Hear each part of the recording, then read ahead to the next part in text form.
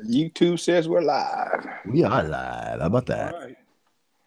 All right. You got me now. Yeah, Wes, you just broke in just when we started the broadcast. You still there? I'm here. Can you hear us now? I hear you. All right, turn off your Wes! computer because we got you on the other one. Okay, so let me shut the computer down. There he is. Or Yeah, let's man. turn off the feed on the computer. How about that? Just exit out of the computer. We were having, for those of you who just joined us, we're having a little bit of technical difficulty, which if you're a fan of the show, you know that's, as Ryan said, it's very shocking. It's never happened before. Yeah, golly, never. We apologize. Never.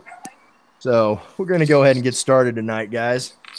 So welcome to the KillerFrogs, the podcast all about TCU athletics from the fans' point of view. My name is Sean Fouché, and this is episode 86 for March 13th, 2018. And if you're wondering why I'm saying episode 86 instead of my normal season, go back and listen to last week. We explained it all at the very beginning. But joining me on tonight's panel, finally, TCU KillerFrog Emeritus Wes Phelan. Wes, how you doing? I'm frazzled, but I'm here. Glad you got your technical difficulties taken care of there. Hey, I got my whiskey and my cigar. What more do I need? That's pretty much all you need for tonight, man. That's right. We also have TCU Hall of Famer WC Nix. Hey, Dubber. Hey, hello. How's it going, guys? And young lady. Yeah, and you got your feet working too, so everyone's nice smiling face on tonight, so that's good. We have Shannon Brazil. How you doing, Shannon? I'm good, man. How's everybody doing? As you can, if this cigar could talk, it would tell you how good I'm doing. The heck with that cigar. I like that picture of all that food you're cooking. That was some kind of feed there, pal. I'm going to have to put that in the show notes. Right before we started, Shannon sent us a picture of his barbecue pit out back, cooking up some ribs and neck, and I mean, man, that looked delicious. It was the tailgate before the show. What better way to bring in this show? That's right. Wish y'all could have been here. Next time, let me know. I'll meet you over there. We'll have Yes, sir. Have a little bit of that meat. Yes, sir. We also have the boss, Ryan Zeller. How you doing, Ryan? Doing well. Hello, everybody. You have a ought good to Monday? be good after chowing down at Jack Stack's this weekend. Oh my gosh, we had way too many. The local beer joints, and then the Boulevard. You went to barbecue and Boulevard, didn't you? basketball. The 3 Bs: barbecue, beer, and basketball. That's a good weekend. That's a great weekend. A fantastic way to start your weekend. And also, special guest on tonight's podcast, we have TCU All-American / Superman Royce Huffman. Played both sports at TCU, baseball and football. Royce, how you doing tonight? I'm doing well. How are you guys doing? We're doing great. Thanks for coming on tonight and joining us. Happy to be here anytime. Hey, Sean, could I jump in and just say something real quickly? Go right ahead. The floor is yours. I guess about an hour ago, Coach Schlossnagel put out a tweet that former UT head baseball coach Augie Garrido had suffered a stroke and it's doing in poorly condition. So I know he was our adversary for years, but the man is a legend in college baseball, and we certainly want to wish him the best and a speedy recovery. No doubt. No doubt on that.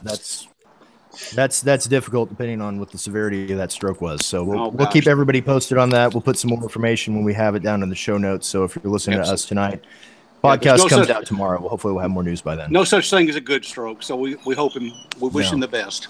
Not at all. All right, thanks for that breaking news there, Wes. Hey, but we have some other breaking news. Let's go ahead and get started tonight because TCU is going to the dance. The men's basketball team was selected as a 6th seed and will play the winner of Arizona State and Syracuse in the round of the first 4 in the NCAA tournament. And guys, what do we think about making the first NCAA tournament in 2 decades? That's awesome. Pretty excited. Pretty exciting. Yeah. I was surprised with the 6th seed too, actually.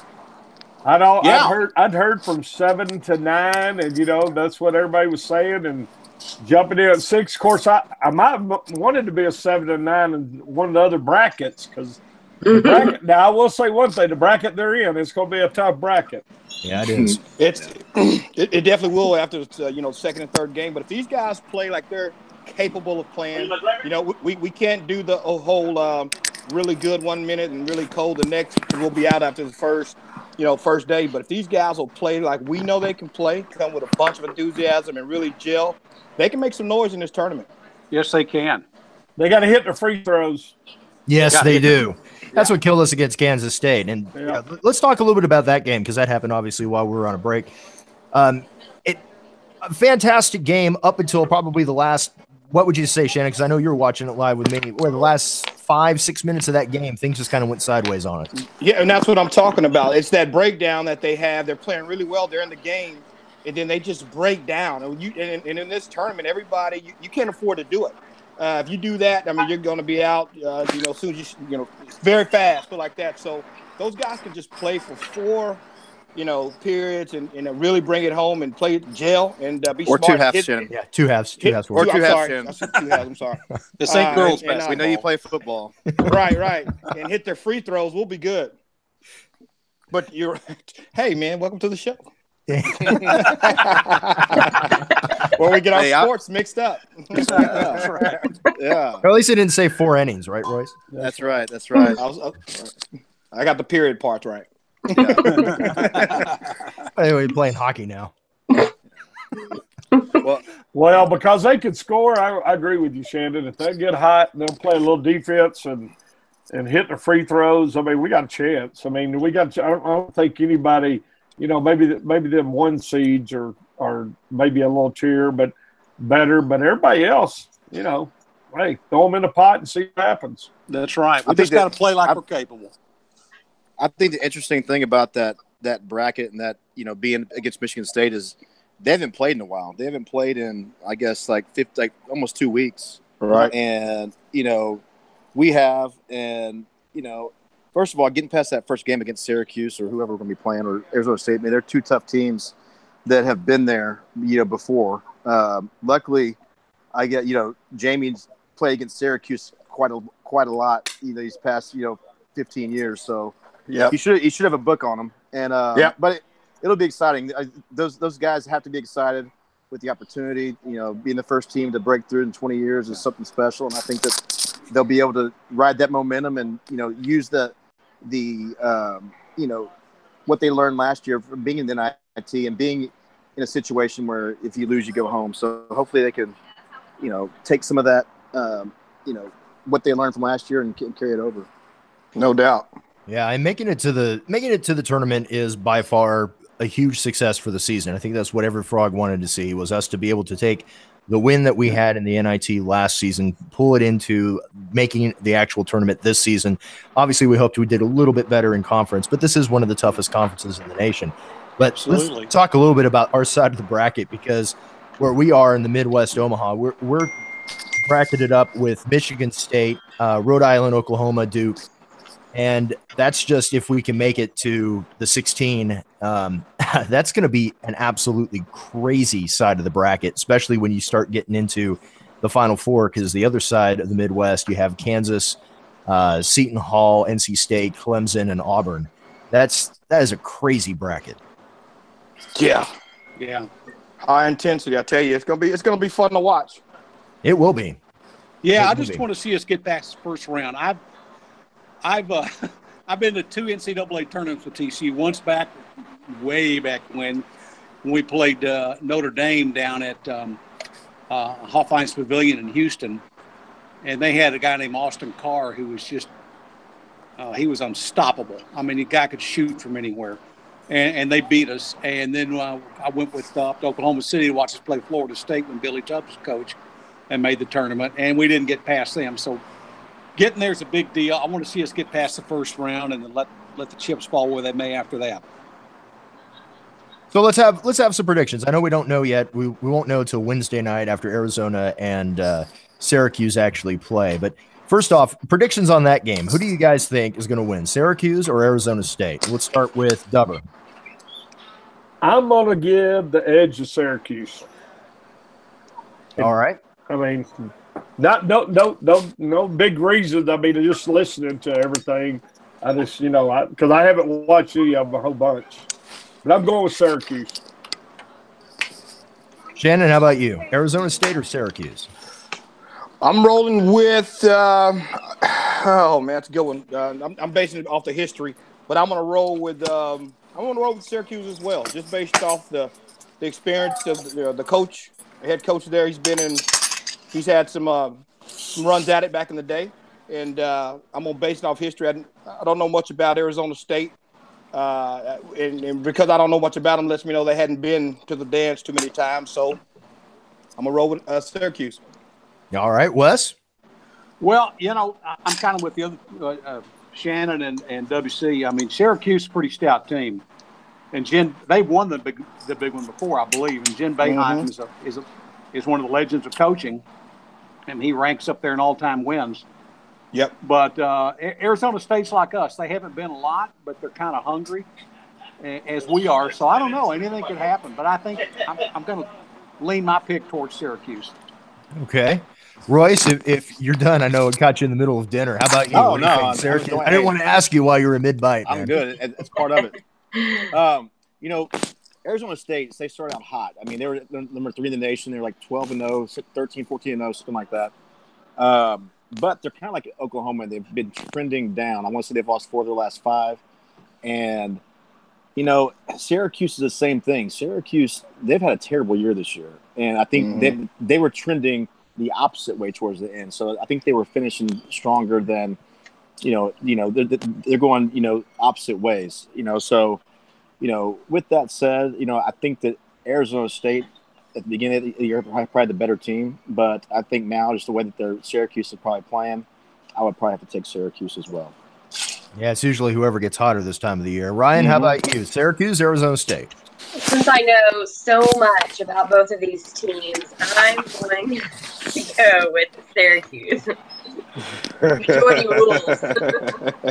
I think we'll have a unanimous panel because I'm going to go with Syracuse as well. I agree with Royce. I think Arizona State was trending down at the end of the season. Didn't have a really good showing in the tournament there with their conference tournament. And then Syracuse has been playing really well towards the second half of the season. So I'm going to also go with Syracuse. Hey, but Ryan, real quick. Sorry, go ahead. You know what that means? Arizona State's going to win. Exactly. Yeah, probably. It's usually how it works around here. Mm-hmm. Hey, Ryan, you were up in Kansas City this weekend, right? How was the Big 12 tournament? You went over there. We went to one game. We went to the final game on Saturday, and I've never ever been to any of the basketball tournaments, and it was amazing. It was the biggest crowd I've ever seen at a basketball game, and that I tell you what, I thought West Virginia was going to win it. They just seemed to be. They just played better throughout the whole game. They didn't have a lot of ups and downs. They were just more consistent. But I tell you what, about 7 minutes out, they just shut down. Their defense was still really good, but they could not make a shot to save their life. And then, of course, KU they couldn't stop that Kansas player from popping those 3-pointers either. Yeah. They were hot from the 3-point line. It was so much fun, though. It blew my mind. I mean, it was such a fast game. It's the fastest game I've ever seen in person. And West Virginia's defense, I've never seen so many block shots. That's just not something that TCU does a lot yet. And that was very entertaining. So I recommend going for sure. All right. Well, since the entire panel picked Syracuse to win the game, and I agree with Royce, that probably means Arizona State's going to win. But let's just assume we were all right, and Syracuse faces us as a number 11 seed in Omaha. What do you guys think? TCU and Syracuse, what do you think about this game? Do you think we match up well against Syracuse? I don't know enough about them. I just know they've got loads of experience in the NCAA tournament, and they've got a good coach. But we do too. So, we don't have that much experience in the tournament, but we got a good coach, we got good players, and we're hungry. And I think that if we get past the first round and take on Syracuse or move beyond that, I think, you know what, anything could happen. I like our team. You make a good point, Wes. How about I rephrase that question? Is this going to be more about Jamie Dixon than it is necessarily about the who we play? Well, he's been there before. He knows, he obviously knows how to get us there. I think it could be about Jamie Dixon. I think, we got a great coach. And I think at that point, I think we can pull us through. Does anybody know if Jalen Fisher is going to be able to play, or is he done completely? As far as I know, I think he's done. Yeah. Okay. Yeah. I think athletically, if you put both teams up, that TCU has a better team. I think the one thing that will be, that goes towards Syracuse is just getting over the stage. We haven't been on that stage, and playing a brand name like Syracuse, that sometimes plays into it, and if they can get over that, which they've been playing can. I mean, they've done that. You know, I think that's really a small thing, but to me, I think that's the only factor that plays into it. If they kind of get, you know, lost in the moment, which the way that they've played, you know, and they've played these close games against teams like that the whole time, you know, this whole year, I think they'll be great. Well, that's the thing. I think Jamie. I just think he knows with this team how to push all the right buttons. It seems like, just like when they went into the NIT last year, you know, nobody was expecting a whole lot, and he just continued to push the right buttons. And I think really and truly pushed the right buttons for most years. You know, we're talking about a team that's kind of shorthanded, lost their best player early. You know, right there at the first of conference, and he got it. You know, we went through a bad streak. Then we went back. You know, we started playing pretty good. We win one, win two, win three, lose one, lose two. But man, that's the Big 12 too. Some of it, and I think he will push the right buttons. I just think he knows I think he knows how to talk to this group of guys at least. Well, let's keep in mind that we played. If you look at it, even though it's the Big 12.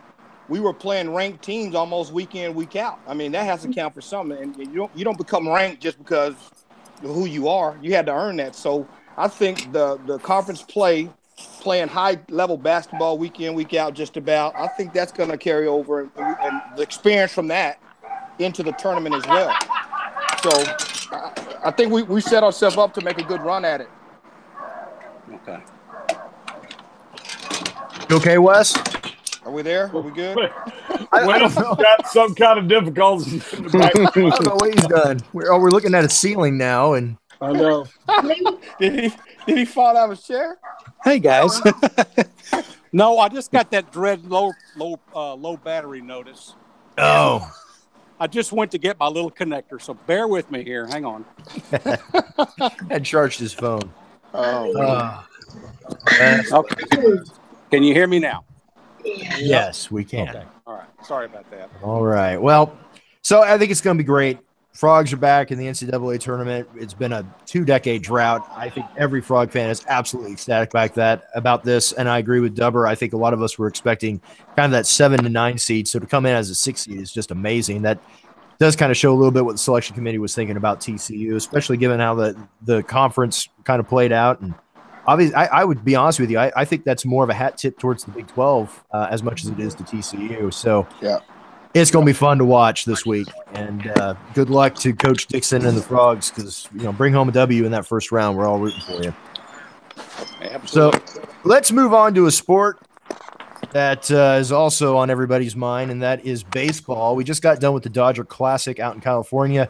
We got to play 2 of the 3 games. TCU wins against USC on Friday, 10-1. On Saturday, the game against UCLA gets rained out, and unfortunately, the game against Vanderbilt on Sunday wasn't what we were all hoping. We end up dropping it 7-4. Let's start with this. Royce, did you see any of that Dodger Classic? Oh, we may have lost Royce.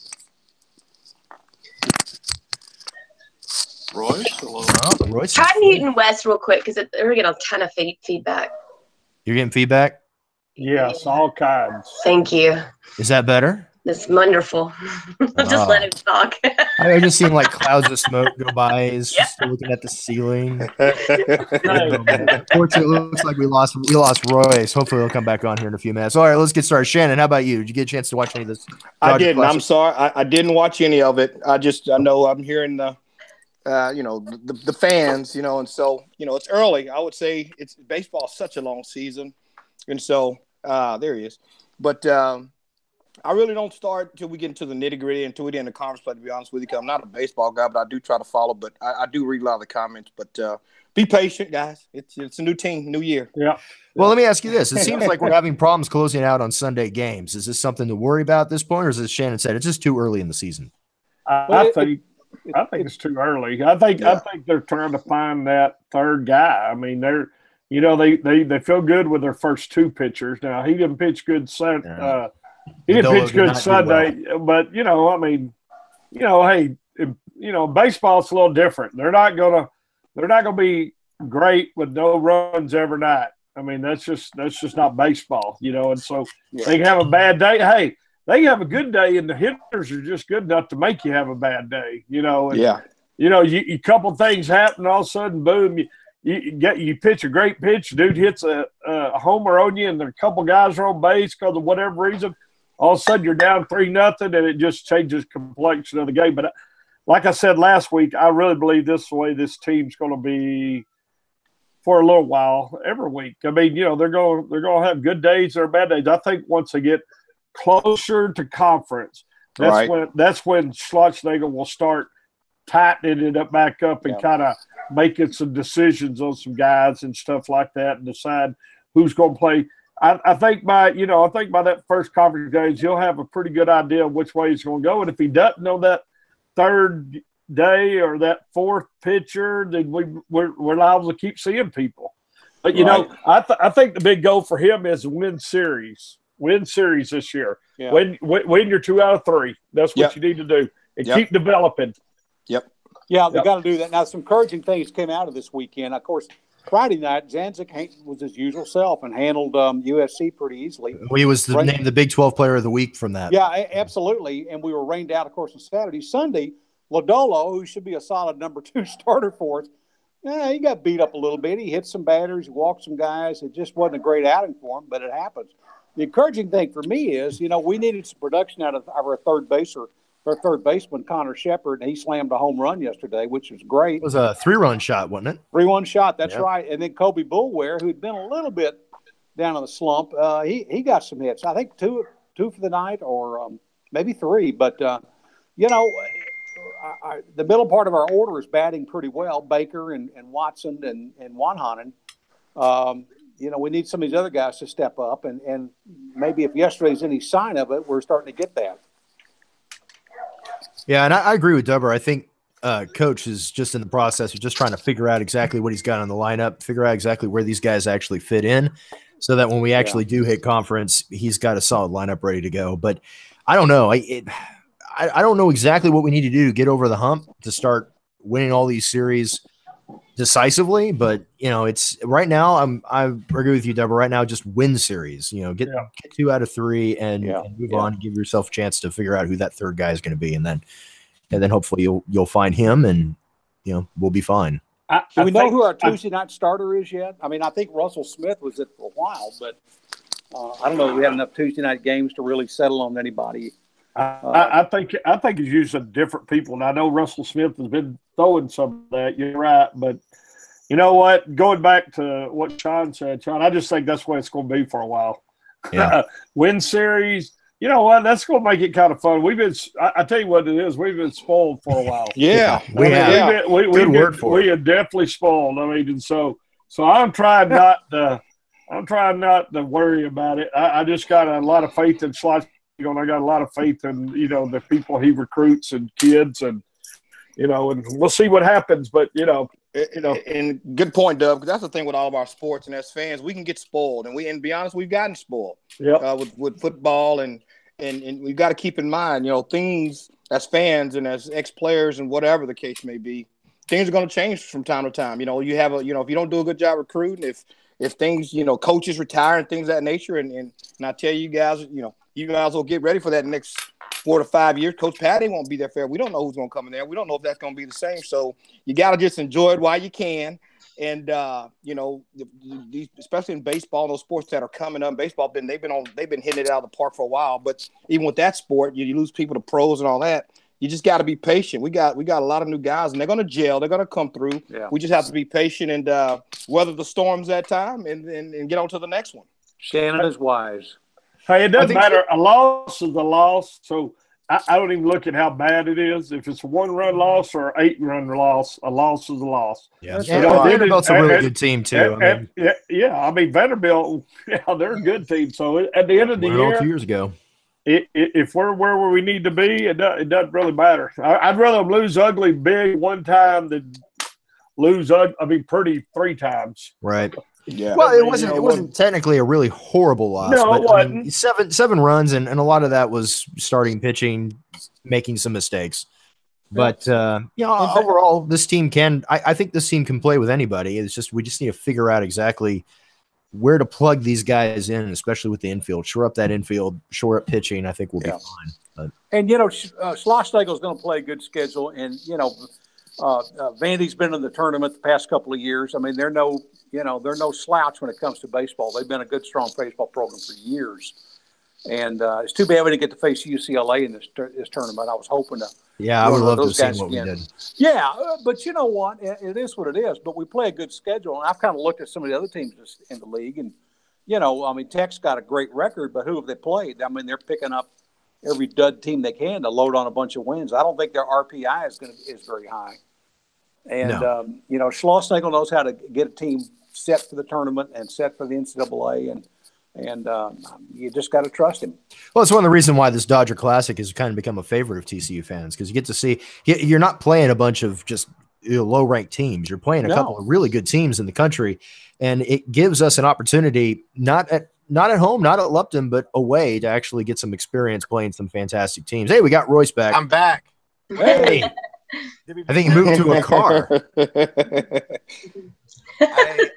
Hey, unlike Wes was ahead of me. I had no idea I was like low on battery because my screen was up, and all of a sudden it went. I was rushing to the car, and it went out on me. But I'm back. Okay. Well, Royce, we were talking about the Dodger Classic this weekend. Did you get a chance to watch any of that? I did not, but I saw the line scores and kind of read the game summaries. So what do you think? We were talking a little bit about this, and Dubber brought up a good point. Just seems like right now, beginning of the season, coach is kind of taking his time, trying to feel out the players, feel out who he has on the bench, trying to plug players in to see where they're going to fit in the rotation. Do you think this is just early season strategy from him, or do you think that we do have something to kind of be concerned with the current players and obviously the holes we're trying to fill? I think it's a strategy that he's trying to figure out what he has and who he can put in certain situations. There's a lot of new faces on this team, and they're young. I want to say that we have two true freshmen like playing up the middle. And we've got guys that are, pitching wise are coming into different roles than they had in the past. We have guys coming from the pen that are Friday starters, vice versa. And I think that, just give it some time. Baseball is one of those games where, it's just kind of like basketball. You want to get hot at the right time towards the end. You want to stay competitive. And I think, what are we, 10 or 9-4, something like that? Yeah, not bad. We're in a good spot. I think it's just that time of year where you're trying to figure out your number one lineup, and it'll come around. Yeah. Yeah, you got to remember we have as many new players on this team as we have returning players, which is a first for Schlossnagle. Right. And so, like Roy said, we have new guys at short, second, and on the corner. And so, you're basically, other than first base, your entire infield's new. You got a new catcher, you got a new center fielder, and some new starters in there too. So it's just going to take time to gel, but I'm sure Schloss will figure it out. History says he will. Well, I tell you what, Ryan's been to several games, and you can see the talent. Now you can see the little bonehead mistakes sometimes they make because they're young and they're trying hard. It's got to be a lot of pressure. Like I said, being on a really good team like that, and the expectations they know it's there, and so, but you can also see the flashes of, our middle infield, them two guys in the middle infield. Let me tell you, they're going to be good. Yeah, they're really good right now. They every once in a while they do something silly, but they're going to be good. Then I think at third, it just takes somebody to have a little confidence. I mean, when you look at it, that's what you see. The only thing, like I said, is last week, I just don't see that one old dirt bag like we've had year in, year out, it seems, for like years, that just that leader that's, and it's going to be interesting to see who develops to be that guy. No Evan Scoug this year, right? No, they're not. Yeah, I mean, that catcher position, it seems like several years, there's just been that type of guy. Yeah. And so this is the first time I haven't. And even if it wasn't a catcher, there's just somebody that was just that highly competitive, vocal player, and they just don't have one right now like that. Royce, did you play with Brian Holiday? No, I did not. He came in actually right after my brother. Okay. Yeah. Royce is a lot older than you think he is. We're same class, man. We're all getting up there. Well, I think my favorite story about that type of player comes from Schloss League. I'm talking about Brian Holiday, and I think I said this last week, so let me know if I'm repeating myself. But it had a loss. It's okay, Wes. Go ahead. Okay, I'm old. I'm it's a good story. So anyway, so the team went in the locker room. The coach was about to come in, and Holiday met him at the door and said, "You guys stay out here outside for a little bit." And Holiday ran in there and ripped him a new one. Slosh said he could hear chairs being thrown and all kinds of four-letter words being thrown around. And Holiday was ripping into his team for lack of effort. And the coaches were all looking, getting fist bumping each other and saying, "Oh my God, listen to this guy." But that's what you need out there. You got to have a guy that takes control of the leadership of the team and drives them to higher, greater heights just through his will. And hey, Royce, did you guys have anybody like that in the clubhouse at TCU? TCU? Yeah. I've been known to throw a couple chairs in the I was supposed to say, I was supposed to say that I thought that Royce was the guy back then, if I remember correctly. He had that attitude. And Royce still in junior high back in those days. Well, no, but that's the truth. I mean, it started back then. And Royce, I can remember you. I remember watching you, and you had that fire, that deal, that I don't know. It's that whatever, that it factor. That's right. Some people have it, some people don't, and you had it, and I can remember that. And every year it seems like we've had somebody, but we just hadn't had anybody this year like that. Yeah. Don't get it twisted. That comes from the football locker room. It just went over to that. Let's not get it twisted. Everything revolves around football. Hey, fair warning, guys. I've got a future showgirl coming in right now, and a future baseball player coming in right now too. So that's all right. That's in the background. Hey, Royce, what's your brother doing now? Is he still in baseball? Yeah, he's with the Detroit Tigers. He's in camp with them right now. He actually played today. I think he might ground out the third, but he's doing all right. He's got a home run this year. I mean, so he hit a home run like first or second game. He's played some good defense. He's probably got about 20 at bats in big league camp right now. Outstanding. Yeah. So Royce, tell us a little bit. I know I think we've covered the current state of TCU baseball, but tell us a little bit about what you've been up to lately. I've been, other than chasing kids and coaching baseball games, I've been. Uh-oh. We lost him again. Uh-oh. I just dropped my cigar on my pants. I think it wasn't. Hey, these things are hot. I was just about to say, I think West is called fire. Yeah, you have no idea. Goodness gracious. Wes. I saw the cigar go in the smoke. I was like, he's on fire. Wes just not having a good night. Hey, and I'm going to put the phone down again, so you're going to see the ceiling for just a minute. I got the phone case here. All right, put yourself out there, Wes. I got to put the flames out. Hang on a minute. Save the bourbon. Get some water. You don't want to do that with bourbon. My goodness. Oh, gosh. Sean, by the way, that sound that you keep popping that bottle, that's an awesome sound with a cigar, buddy. I got it. Yeah, I like that. Yep. I'm like, that's a good old, yep. Uh-huh. I know. This is a bottle of Lefroy that I've had in my collection for 7 years. It's awesome. From the Isla Music and Malt Festival. It's from 2011. Man, this is probably one of my favorite bottles. And as you can see, it's I've come down to the very end. I opened it back up about 2 weeks ago, and it was about still half full. And so do this, and we got definitely off topic. Take the back of that cigar and dip it in there, and let it just kind of sit for a while, and then hit it. Well, I would, but I'm using the official KillerFrogs glass here, and it doesn't quite reach down there. Mute Wes again. Yeah, mute Wes. Oh gosh, Wes. Okay, there we go. Everyone okay? Yeah, I mean, I am. Sorry, Shannon. What I was saying was I'm using our official KillerFrogs whiskey glass here. I love it. I love the glass. And it doesn't quite reach. So gotcha. I would. Next time. Just kind of.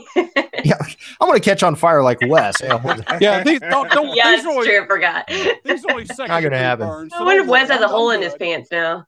That's Probably. Probably. Looks like Royce is coming back on here shortly, maybe. Maybe. Well, we'll pick up with Royce as soon as he gets back. Let's move on a little bit here because there was one news story that is, I guess, of interest to Frog fans, and that was Devontae Gray came out after the NCAA came out with their earnings report, and he made a statement. And I'm summarizing here, but basically that the NCAA really doesn't have any more room to talk about not paying players. And since we've got a couple of football guys on, and obviously Royce playing 2 sports while he was at TCU, just curious, what does the panel think about the concept of paying players? Well, I'll tell you this, and we could probably stay on this topic for a long time, so I'll try to keep it brief. But if you look at all the money that the universities make off football, the football program alone, let's be 100% clear about this. And we're just going to use TCU. Our academics is second to none, all that good stuff, and that's great. But most people that go to TCU right now go because of the atmosphere. And what the atmosphere is based around right now is football. Yeah. And so that brings in a lot of money. And you sit there and you hear these pay raises that the head coaches get. Millions of dollars. You know, Gary's going to be probably one of the highest paid, if not the highest paid coach in TCU history. And you see all the things that's going around that. And you pay the kids per diem anyway. Then you look at the NCAA coming down on players for accepting these items, accepting these things, right? Let's keep in mind, most of the kids, especially the most talented ones, they come from the inner city. And so, again, and I'm going to get serious on this because when you give them, yes, you take care of them. Yes, they're there to get their education. But I think I checked, it's like $800 or something like that. And you're talking about living off campus and trying to split the rent, trying to take care of yourself, things of that nature. That simply was not enough to live off of. All I'm saying is I believe, and I truly, it's going to come around that players should be paid. Now, we can discuss that because I think they need to be paid enough to live off of outside of sports to where they can focus on after their sport, focus on education and not having to get summer jobs and all that. Because keep in mind, athletes have to still get their grades, guys, and it's rough. I mean, they don't just get the grades and get out of school and they get all day to play and do all. We have to work out. We have to do, and that's all sports. And so, and then you try to throw on a job. That's a joke. That's a joke. You don't have time. You want to rest. And so, I just believe, and we've had this conversation with several guys in the locker room, and I don't. There's not many of them that say no, but I believe paying athletes would cut out a lot of things that they're fining and suspending people for. And I could go deeper in that, but I'll let somebody else comment on it. But I'm a big fan of it. I'm ready to be more. But hold on, hey Wes, hold on, Dubber, what do you got? I'm gonna jump over where Shannon left off because that's probably my biggest thing about it all is, the thing is, I'm not saying you got to pay athletes all the money in the world, this, that, but you got to pay them enough that makes them where they don't want to go take $100 handshake, or you got to make it where they don't want to go do this or that. You know what? And I feel this way. There's a certain percentage up there that if you offer them $200,000 and try to take it behind the scene, they're going to do it. Yep. But most of college athletes, I believe, male, female, whoever, they just want enough to be able to live on. I mean, to be able to live on and be able to go do something. Right. Back in our day, you didn't even get that stipend that they're talking about there. We got $15 for the weekend, and they only fed us one meal on Saturday. And that's for laundry money and to eat money and to maybe go out on the weekend on a date or something like that money. And that's crazy. Right. I just think if you give it, I'm not saying there's got to be a balance out there. I understand that you don't want to make it a professional thing, and I understand that there's a lot of different things. All I'd like to see them do is give college athletes enough, because I will admit this too. I mean, the same thing. It's in the summer. Our season. I mean, you're not playing football, but our training and stuff doesn't stop. Right. The training continued on, and even now, what the coach is doing, the way they can get away from it is kids take a class or two in the summer, and they got them. They got them for the summer, and then But in saying all that, I'm right there with you. With all the money that's being made, it just seems like they could give. And you know what? I've come to grips with that. College football is going to support some other sports also. That's just part of it. Yep.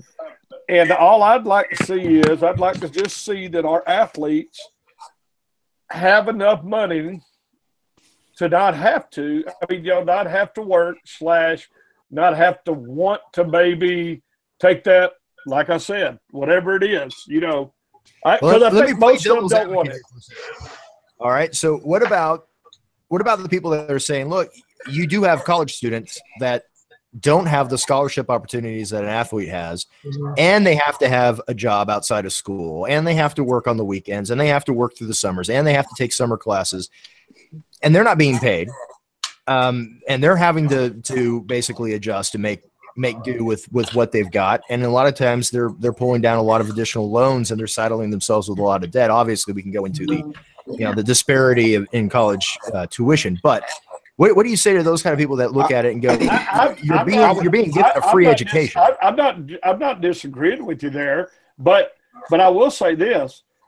Just like the working, you're talking about they go to school and they work. Well, we're working. What you're right. Let me tell you, football's not. It's a sport, but it's a job. That's why they pay Gary Patterson all that money.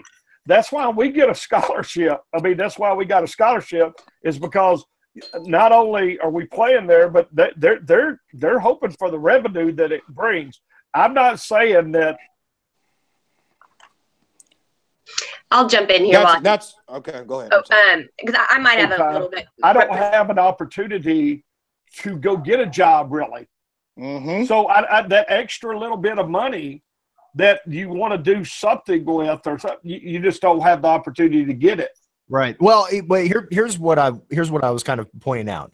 You've got students that, yes, they are able to go get a job, but a lot of these students don't have the ability to say, my college was paid for 100% while I was there for those 4 years. They have to take out loans. They have to take out, hopefully maybe they get a grant, maybe they can get a scholarship, but a lot of these students are taking on tens of thousands, some of them, 6-figure debt before they get out. I agree. And yes, they get to work, but it's risk reward. And are you deferring the amount of debt that you're saddling yourself after college versus, the student athlete who gets it right up front? But I'm going to say this, and I'm sorry, Ron, I got to say this. There's no risk in that. Royce. When I'm on the kickoff team and I'm running down there full speed and they ask me to bust through this wall head first, is that the same? Does a student athlete have to do? A student have to do that at their job? No. It's just to each his own. Now, don't get me wrong, but sports is a whole nother animal. Remember, I said most of these universities are ran by. It's all about the sport. It's all about the hype. We don't look on TV every day on ESPN and see the academics and see the student doing X, Y, Z. We don't see that. We're talking sports here. Right. And what I'm saying is, at least they have an opportunity to get a job. Some of them don't. And I'm gonna just keep it at TCU. Yes, there's some. I'd like to see the ratio breakdown of kids that have to really get it because their background it's not from money versus the kids that are there they can party all through the week because they know mom and dad's got that tab. We all went to school with kids like that. Definitely. Right. You see what I'm saying? But teachers own sports is one of those situations. Any given second in that sport, you can be taken out. And we've all played with them. We've seen kids. I've seen kids lay that with bones sticking through their leg, and I have to walk away because it was during practice. I've seen a kid break his neck in practice. So to me, again, what we're risking for that scholarship, it's even kill, right? Like they're going to pay us to play a sport. They're going to pay for education. But then we still have to live after that. We still have to be able to survive. And $800 a month or whatever it was when I was there, it just wasn't enough. And that's why you saw so many people shacking up, roommates. I want to jump in here real quick. So I might represent the other side of this because I just think $800 a month is more than I ever got when I was in college. And I lived on campus all 4 years because my parents would not pay for me to live in an apartment.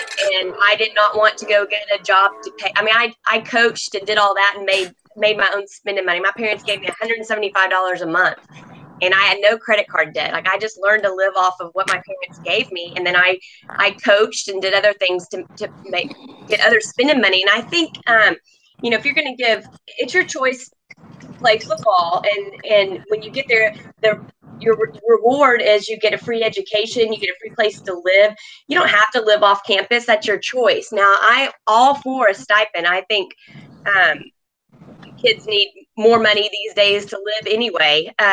But you start opening up kids getting a couple $1,000s a month or whatever. Then what about the kids that like cheerleading? We didn't get anything paid for. There was one year we had to pay for our own uniforms, and that was a lot of extra time I spent during the week training that I could have had a job, but I couldn't. But I didn't get any. I didn't even get my books paid for, nothing. And then we had to actually chip in our own money for certain things. And then you start thinking about the kids that are on scholarship for dance. Over in that department, they're getting a free education, but they are in partial. Most dance majors aren't going to get a full ride scholarship. Well, that's true. Exactly. Right. Not that I'm speaking from experience. It's not like a pirouette between that and tutu. I saw you going to the ballet building. You make my point, though, with band, dance, even baseball players. A lot of those players don't have scholarships, and they're training. They can't work because they're training. They're not getting their school paid for.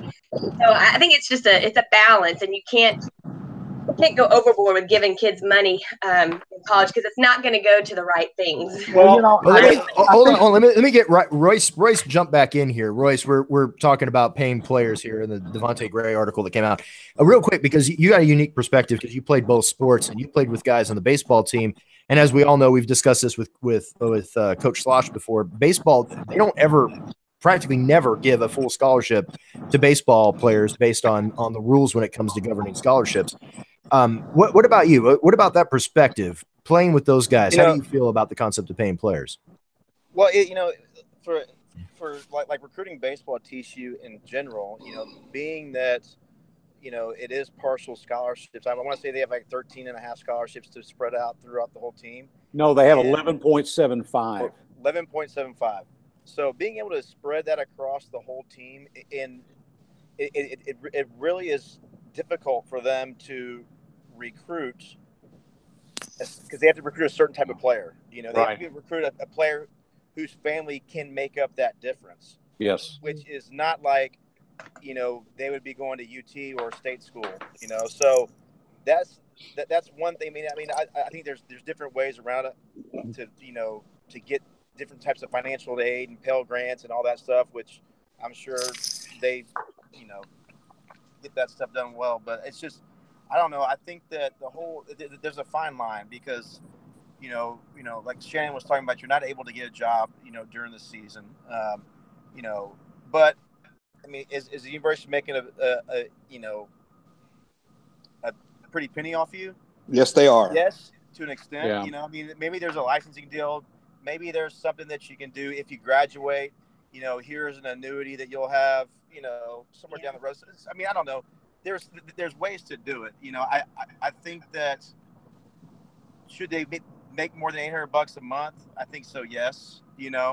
But again, do all the benefits that they get the other student does not get? Does that make up the difference? There's really no right or wrong answer, and we can talk about this in circles all day long. The bottom line is that college athletics is a multi-billion-dollar industry. And it is the product of us, the fans. Yeah. Well, as a fan, I used to sit back and say, what the hell are they bitching about? They've got a free education going. But okay, but hang on. No. I'm just going to have to bleep that out later. It's okay. Okay, all right. What are they griping about? They get, but since the sport and college athletics have become about money, then let's make it about money. These guys are putting their bodies, their hearts, and their souls into this sport, and they're getting nothing. Yeah, they are getting an education out of it, but some of them, and when they're my age, probably won't be able to walk without help because their hips and their knees are shot, and they've given that up for their education and for their team and their school. But I do think I've kind of changed my opinion on it. I think they're due something because it's just, but Dubber, when you played, it really wasn't about money, but you got to agree it is now. I mean, when Del Conte a few years ago was bragging how TCU went from 20, maybe $10,000 a year in revenue from merchandise sales to 25 million.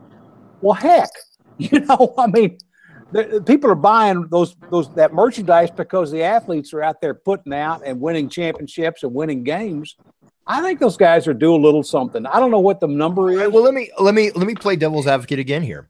Okay. Because we've been talking about TCU, but what about the vast majority of other colleges who don't have $25 million in merchandise sales, who don't have the TV contracts that TCU has?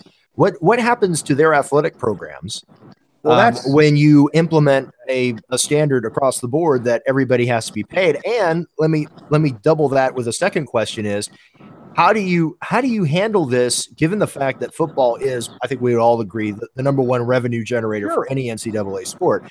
But how do you square this with an even keel, especially given Title IX, across all sports? I don't know. What does that do as far as? Can I answer this question? Yeah, go ahead, Royce. Go for it. Well, baseball, they have a union in their Players Association, and they get a licensing check every single year.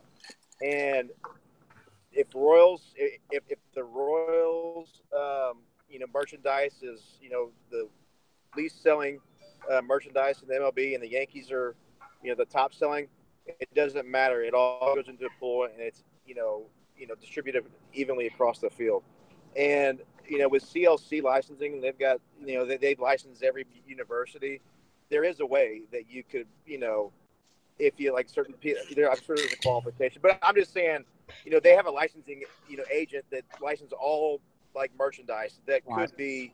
There's a way that it could have, every Division I school gets the same stipend. Yeah, it's kind of like a profit sharing at the end of the season or something. That's good, because I know from personal experience, CLC, you got to prepay 6% royalty to every school, to TCU. Now, some of the topper tier schools, and that 6% was a number a couple of years ago. It may be up closer to 8 or 9% now. I don't know. I know that the better you are, the higher you rank, the more the royalty payment. So, so I think that's a good solution to give some of those players a royalty off of that. And then when you feel good about yourself, not only support your school when you buy a T-shirt. Yeah, you're supporting the players. What were you going to say? Well, I was going to say, isn't it, correct me if I'm wrong, but you have teams, when they make bowl games, there's money there that they split across the board. Sure. You have TV contracts that they split across the board. And now let's just keep it Division I. And those are conference sharing programs. Those are nationwide. Nationwide. So it's just like, if you base it off things, there's a way to work it out. And let me go back and say, based off, yes, I believe in athletes getting paid. Now it's how you do it. I'm not saying they should be paid thousands and all that big money stuff like that, because I do believe, being a first grandchild that went to college, that was my goal, and I knew the trade out. I understand the trade out. But when you see the money that they're making, and you see the money that's coming in, and you see that the jersey sells, and to this day, and I learned about this obviously dealing with LT and stuff like that, and you have a lot of players now that are going to the league, and their jerseys are being sold in the bookstores. You see in the stands 5 and all these other numbers. Well, those guys don't get anything from that, even after the case. So when you talk about them, they're making money off you on the field, then they're making money once you're gone. I mean, listen, again, like Roy said, there's no wrong or right answer, but as a player who's seen a lot, been in the trenches like several of us on this call, and you see what really goes on behind closed door with the financials, I think the money needs to be something that we talk about and do something across the board, if anything, to alleviate kids getting suspended for taking money because they can't afford XYZ. I agree with that. I agree. Ryan, why don't you jump in here? You look like you're I am chomping at the bit. No, I agree with you there, Shannon. I think we might get a little off base a little bit when we start thinking about how much money this sport brings in, because it does bring in a lot. And I think that is completely unrelated to what the student athletes should get. They don't get anything from that, because the reason why they're so successful, the reason why they're getting to play in Major League Baseball or the NFL is because of TCU or their school that they're at and their coaches. Now, however, I will say that they do deserve to be able to live a normal life. Now, I don't think while they're at school. I don't think they need to be living in, the nicest apartments in Fort Worth. But, if there's a place where athletes can live, used to, they had the athletic dorms, which I cannot believe they got rid of them. But, TCU students get most of their meals, almost all their meals paid for. I think, if they could work out a way where the money they give them, they can handle responsibly. If I was given $1,000 a month in college, I would have been at Neiman Marcus every weekend buying new clothes. I would not have spent it. You weren't at TJ Maxx. You were at Neiman Marcus. Exactly. I mean, I didn't know any better. I'd be like, oh my God, especially like not coming from money. I'd be like, oh my God, look at all this money. Let's go shopping, or whatever. So I think, if they could run the bills for their apartments through TCU somehow, they manage it for them. Or like what Royce was saying earlier, and I've heard this before, they kind of earn it. And then when they graduate, they have money to go get their life started, which I think right then would be great. But I think giving all these kids all this great stuff while they're in college and then they graduate and they have nothing, they're gonna fall flat on their face if they're not successful in major leagues. Well, that's the thing, though. I mean, we're talking. I mean, I just think we're talking about a stipend. I mean, yes, talking about right. And I don't, but it'd be kind of like Sean, a guy that gets on academic scholarship.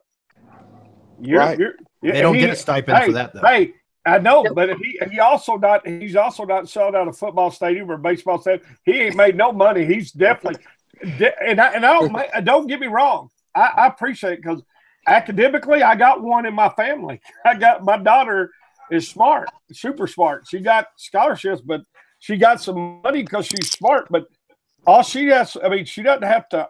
She has to go to school. She has to keep her GPA up, though. That's right. Yeah, she does. Yeah. Okay, so when you look at football, we have to do certain things to keep our GPA up too. Our GPA scholarship. Plus, it's just making a lot of money. Hey, if it'd be up to me, and of course you can't do it because of the reason you said, Sean, because all schools don't do it.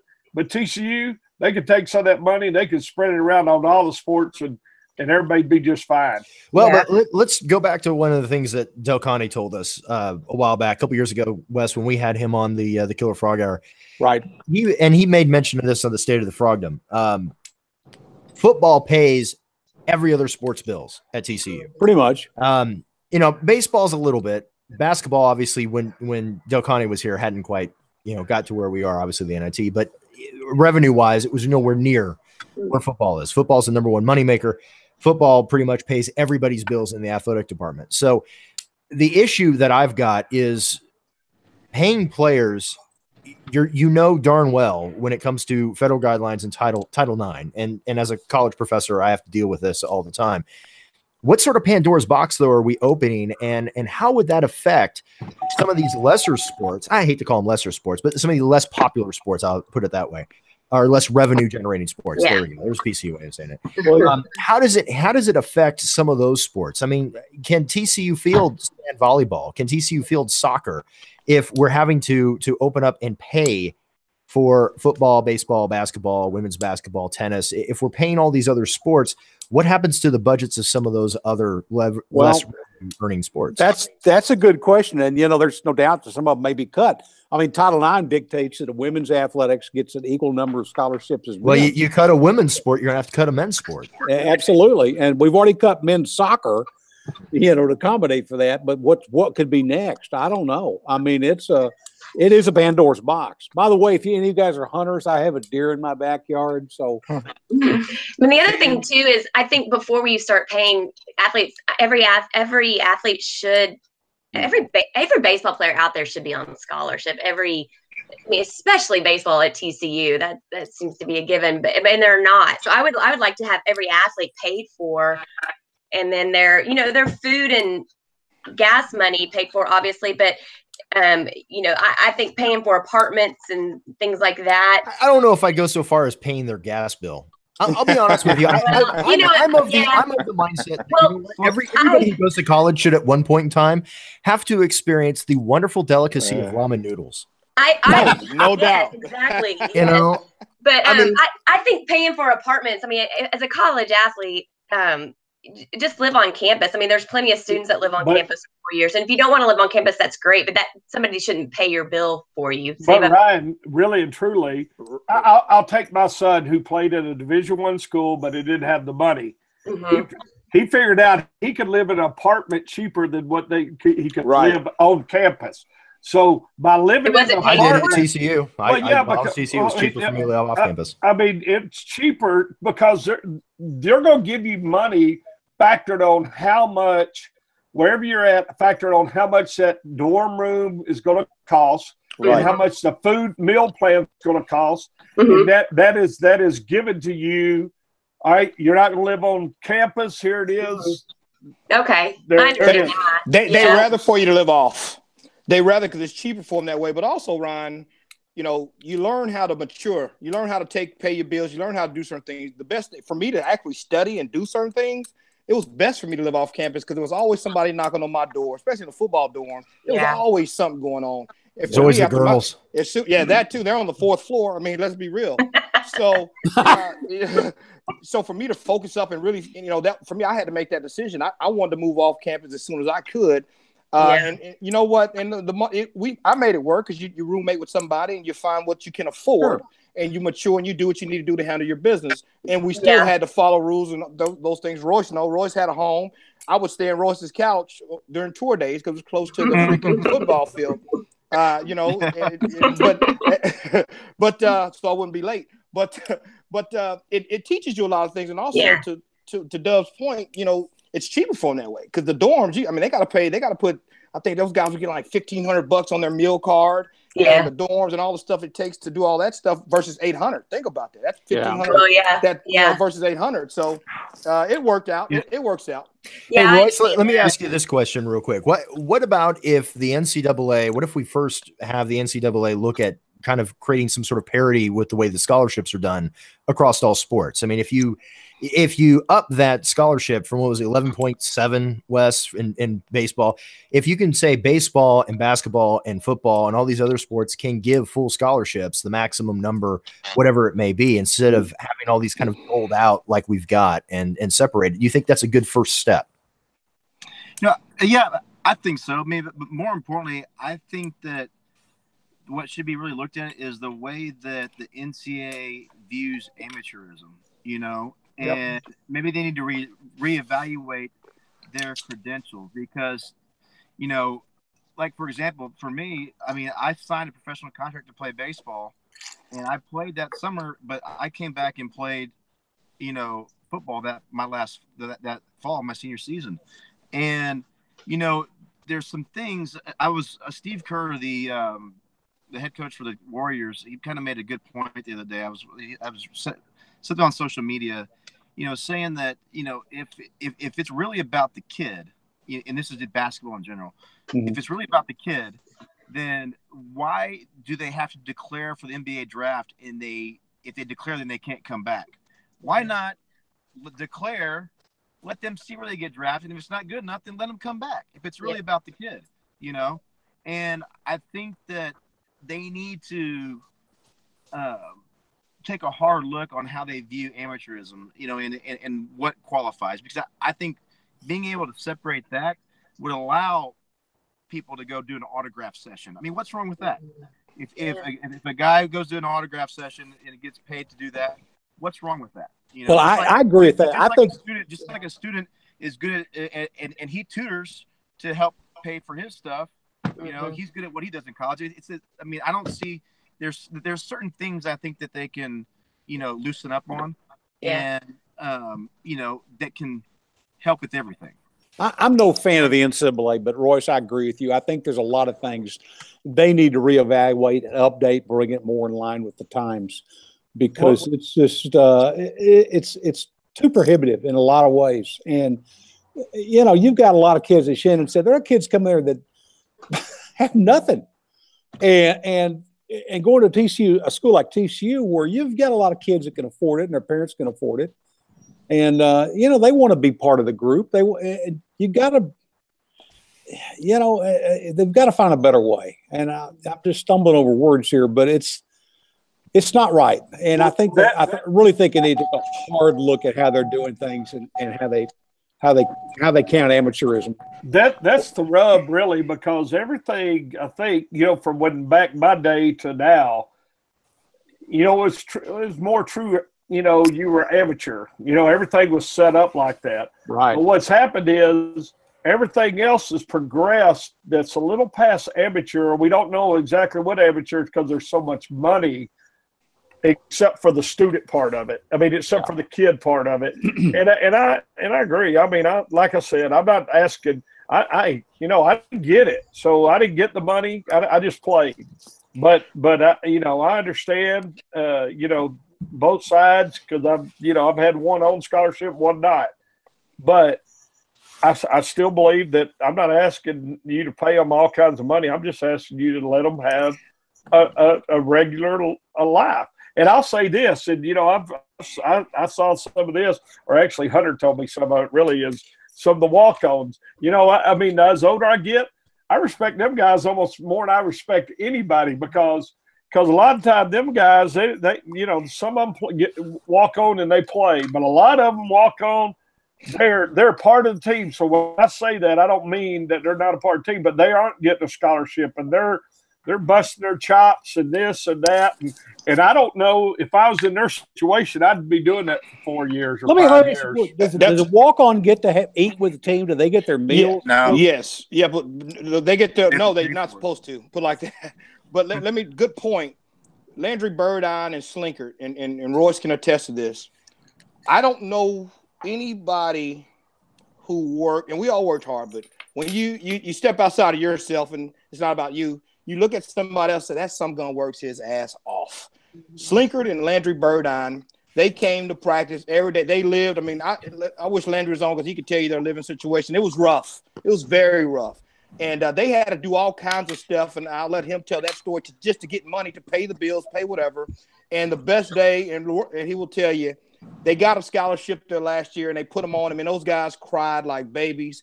And to your point, let's keep it real. Football's football, walk-ons are walk-ons. 90% of walk-ons we don't mess with. Those two guys right there, I'm good with them to this day because people don't know Landry Birdine, when we were down, when we needed to win, he was the guy who spoke up in the locker room. He was the guy who stood up when we're at halftime, said what he had to say, and we would come back and rally behind his speech and go out there and kick somebody's butt. And he had several of those moments. And Slinkert, he had more concussion. That's a whole other story. But he was the guy who was supposed to break down a wall on kickoff team. He had a concussion every game because he did at 100 miles an hour. He's the only guy I ever know that would speed up at the wall and knock the wall out. So those guys, man, they deserve some for that, and they finally got it.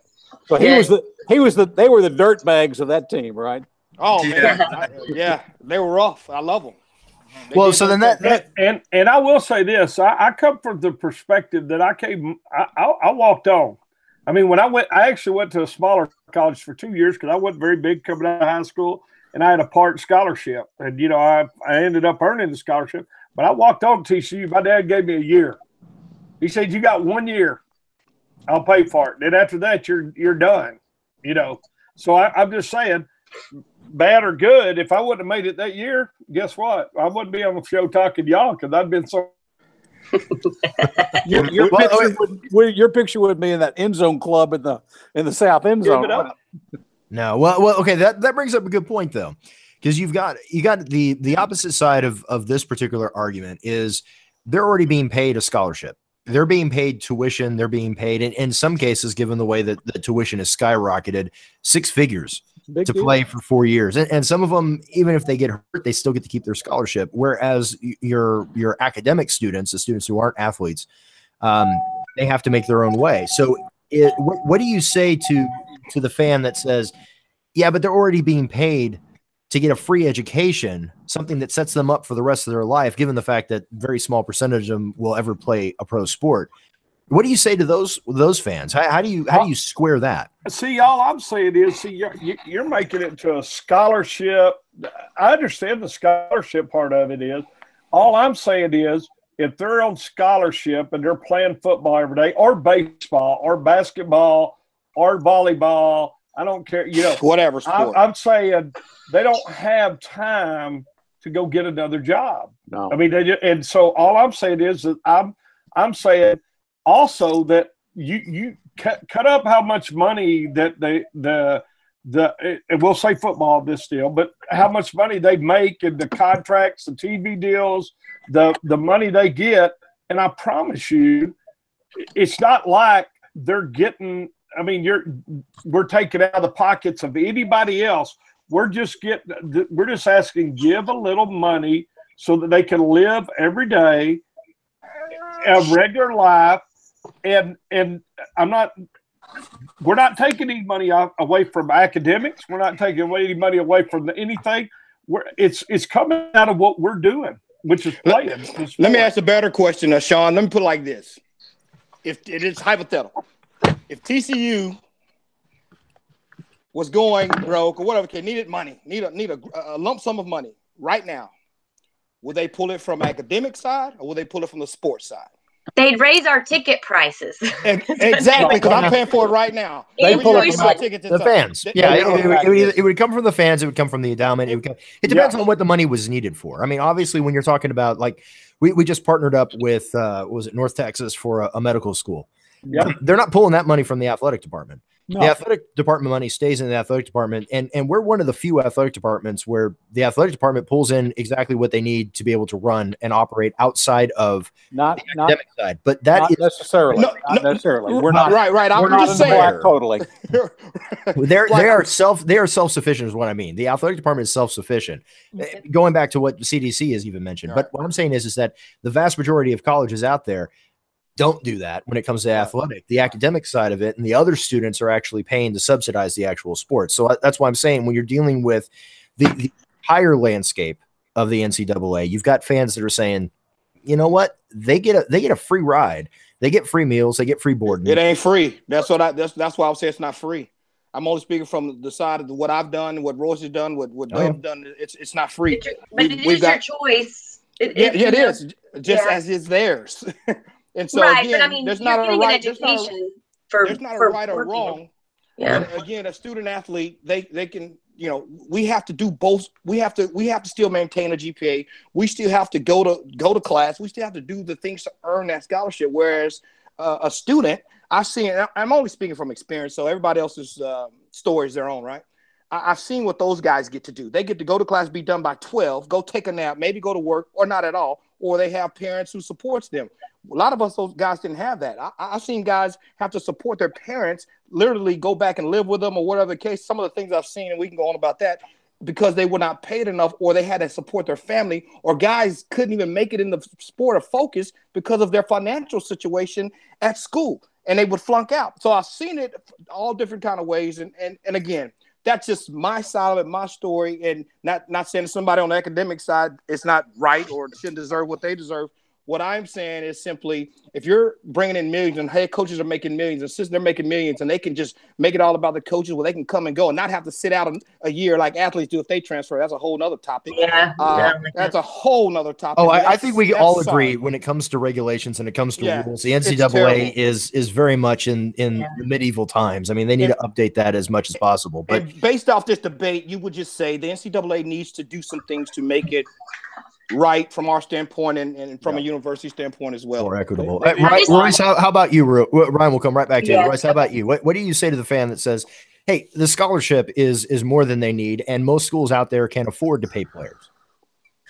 I mean, I get what they're saying, but that person also doesn't know the hours that are put in on both sides. But at the end of the day, we all got problems, you know what I mean? When I mean, like, everything is difficult, and one thing that TCU and having a scholarship, it did for me was, it gave me an opportunity, one, to get a good education. It gave me an opportunity it gave me a platform for me to play the sports that I love, and gave me a platform and opportunity to get drafted and chase a dream that I wanted to chase. Now, and I'm indebted to that, Right. And I mean, like I go back to what I say earlier. You'll never hear me complaining, or you'll never hear me point a finger that, hey, I didn't sign a $100 million contract in the big leagues. Because at the end of the day, that's on me. You know what I mean? And I gave everything my best shot, and for what reason that didn't work out. But what it did and what TCU I think might be unique is that the network and the family aspect of everybody from TCU, you have access to that. And if you're not a jerk or a jackass while you were there, there's people who are going to help you no matter what. They're going to give you an opportunity to be successful outside of your sport. Now, again, I think kind of what I alluded to about players having to sign autographs. I mean, there's nothing wrong with that, being Pepco, because they're selling that autograph in Field of Dreams. Shannon, you know what I'm talking about. Yep. Yeah. They're selling. I mean, I think give the man some money for that. Guy, they would line us up our senior year. We would go LT, Schobel, myself, Kurt, the seniors, the group, Royce, I think was that. We would go sign posters. They would take us off to sign. And we just thought it was cool at the time. Don't get me wrong. It wasn't. I didn't even think about any money at that time. But now that I look back on it, if you look at all the things that's been spoke on about autographs and getting paid to do this, and I think Johnny Manziel, some other people, those guys, to Royce's point, they're making a lot of money off that. Those autographs, especially LTs now, I mean, people can sell those, do whatever they want to do, and it's money. And we were out there. We didn't know what we were doing. We were just supporting the university. And I'll speak again. I'm blessed, and TCU did give me an opportunity, and I'll never complain about it. I had a great time at TCU, and I don't go back. Back then you love to play the game, and you did get education. But when you just really look into it as after you leave and as a mature man, you say, man, that opportunity there, they were making money off that. They were doing this, they were doing that. Why couldn't they have given us freaking an extra $10 for some food or whatever the case may be? And again, whatever amount of money, we're not talking big money. We're just talking. If we're going to be out there doing something outside of our sport, guys, outside of getting your grades like you're supposed to, being on time to meetings, doing what you're supposed to do. Now they got us out here signing autographs and doing stuff for the fans. I mean, come on. I agree. The extracurricular activities sometimes can really stack up. Hey, Ryan, sorry, jump in here. You wanted to say something. That's okay. I agree with that too. I mean, we as fans, we love going to all the radio shows and the autograph sessions, and it would be nice if the players did get an extra paid, just a flat fee for going and doing that. Again, just the world we live in today, you do that, and then you just kind of open up more room for complaint. Well, it's not enough, or I didn't get chosen to go, so therefore I didn't get that money, or I was late to class, and that's one of the prerequisites you have to have. You can't leave class early or be late in order to go to this event, and it's just, unfortunately, it gets very complicated. And the whole point of what NCAA is doing is so we don't go back to the days where only the wealthy schools like Alabama and UT have the best teams because they buy their players, and it's complicated. I mean, it's not black and white. I agree. They need to do a little bit more. My first thing is, it breaks my heart, these athletes that aren't on full scholarship. I mean, you have one player, the quarterback on the football team, who's on scholarship and complaining about not having extra monthly money to spend on food and dates and stuff. But then you've got another athlete who's protecting you on the line, who's paying for his school, and he's going to be $500,000 in debt by the time he graduates. So you kind of got to rank what's most important and then start chipping away at it, I guess. But it's definitely going to take people. It's going to take some smart people to figure it all out, where you don't, like Sean said, open up Pandora's box. I mean, do we trust the NCAA to be that group of smart people? No. Well, first of all, the NCAA take care of their own pockets, so that's first of all. They're not gonna worry about us, so that is what it is. So they'll start with themselves, then work their way to us. Well, yeah, I got to tell you, as a husband of a college professor, it always irks me when she has to go to those meetings and conferences at the Holiday Inn in some podunk little town, and the NCAA is having their meetings at the Four Seasons in Hawaii. So there's some inequity. There's a lot of inequity out there. Yeah. Well, I mean, come on. History doesn't quite bring in the cash like football. Right. No. Yeah. I'm just saying. You want a living? Don't be an academic professor myself. Let me just say, my department doesn't quite bring in the money as football does. But hey, Royce, sorry, Deborah, did you want to say anything else on that? No, I'm good. I mean, right. There's just no right or wrong. I mean, I don't know. I mean, it's all going to be an opinion, and there's a fine. And we lost Dubber. No, I'm with Ryan on this though. They need to quit going up on our doggone tickets every year. I'm about tired of that now. That's something we can all agree on. Not going to happen. Yeah, that ain't going to happen. My goodness. We got East Side Suites and a giant board to pay for. I mean, goodness gracious. Come on, Shannon. What do you expect? If we got to go up on our tickets, I want some air conditioning in that place so I can enjoy the game. Here's what they ought to do. They ought to start beer sales and then not have an increase that year. How about that? Yeah, $8 for a Coors Light. That's good. I like that. Amen. Hey, Royce, let me come back to you because we were asking you what you were up to lately, and you kind of your phone died on you. So why don't you give everybody a heads up? What have you been up to? Well, like I started earlier, I was ever since I got done playing, I tried to align myself with different avenues that would keep involved with what I had done for the past 11 years. And one of the things that I'm doing now is I'm doing some stuff in healthcare.